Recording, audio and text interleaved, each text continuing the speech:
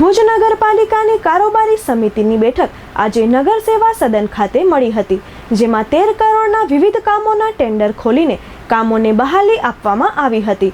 કારોબારી ચેરમેન મહિદીપસિંહ જાડેજાના જણાવ્યા મુજબ ભુજ શહેરની જરૂરિયાત મુજબ યુડીપીની આવેલી વિવિધ ગ્રાન્ટમાંથી દરેક વોર્ડમાં રસ્તામાં ગટરના કામોના ટેન્ડર આજે ખોલવામાં આવ્યા છે। તેમજ ભુજ શહેરમાં 7 કરોડના ખર્ચે મોડેલ ફાયર સ્ટેશન બનાવવાનું કામનું ટેન્ડર પણ આજે ખોલવામાં આવ્યું છે। મહિદીપસિંહ જાડેજાએ ચંચળ ન્યૂઝ સાથે વાત કરી હતી। કારોબારી રાખવામાં આવી હતી, એનામાં ટેન્ડરો બધા જેટલા પણ આપણે ગ્રાન્ટ જે અલગ અલગ વોર્ડોમાં ફાળવેલી હતી એ ગ્રાન્ટ અંતર્ગત આપણે ટેન્ડરો કરેલા હતા। એ ટેન્ડરો ખોલવાની આજે ખાસ કારોબારી રાખવામાં આવી હતી। એની અંદર રૂપિયા 13 કરોડ ને 50 લાખના આજે જેટલા પણ ઓનલાઈન ટેન્ડરો કર્યા હતા તે આજે ખોલવામાં આવ્યા છે। એનામાં યુડીપી ગ્રાન્ટ અંતર્ગત હોય કે જનભાગીદારીના હોય, મોડલ ફાયર સ્ટેશન રૂપિયા 7 કરોડ અને 2 લાખના ખર્ચે ભુજ શહેરને નવું આપવા જઈ રહ્યા છે।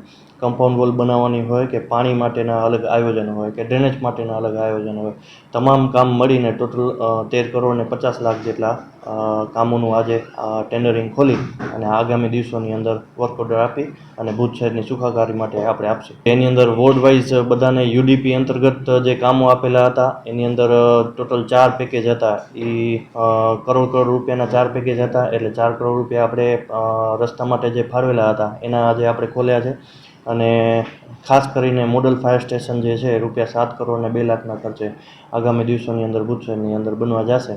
કારોબારીની અંદર એક નિર્ણય પણ થયેલો છે કે ભુજ શહેરની અંદર મહારાણા પ્રતાપની, છત્રપતિ શિવાજીની એવી રીતના 2 અલગ અલગ મુખ્ય જગ્યાએ આપણે પ્રતિમાનું અનાવરણ કરશું। એની અંદર પીપીએસસી ક્લબ આગળ આવી અને એમને સામેથી કીધેલું છે કે ભાઈ જે મૂર્તિ જે થાય છે એ અમારા સંસ્થા દ્વારા આપવામાં આવશે, તો નગરપાલિકા નીચેનું ફાઉન્ડેશન કરી દે તો ભુજ શહેરની અંદર મહારાણા પ્રતાપ અને છત્રપતિ શિવાજીની આગામી દિવસોની અંદર મૂર્તિ મૂકવામાં આવશે। પાણીની વિતરણ વ્યવસ્થા હાલ સુધરી હતી, પરંતુ જે જીબીની લાઇટ અવારનવાર જાય છે એના કારણે ત્યાં જે મોટરો અમારી જે પાણી સ્ટેશને જે મોટરો હોય છે એ પણ બંધ થઈ જાય છે।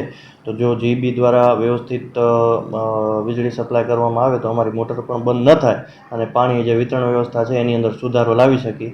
એવું આયોજન પણ અમારા દ્વારા કરવામાં આવ્યું છે કે જનરેટર રાખી અને ભુજ શહેરને પૂરતું પાણી મળી રહે, જીબીની લાઇટ હોય કે ન હોય, એક જનરેટર રાખીને ત્યાં જનરેટર દ્વારા મોટર ચાલુ રાખી અને પાણી વિતરણ વ્યવસ્થામાં ઘણો સુધારો લાવશે। ના, નર્મદાની લાઇન બંધ હતી પણ હાલ પૂરતી ચાલુ છે, એટલે હાલમાં ઘણો સુધારો છે પાણી વિતરણ વ્યવસ્થામાં।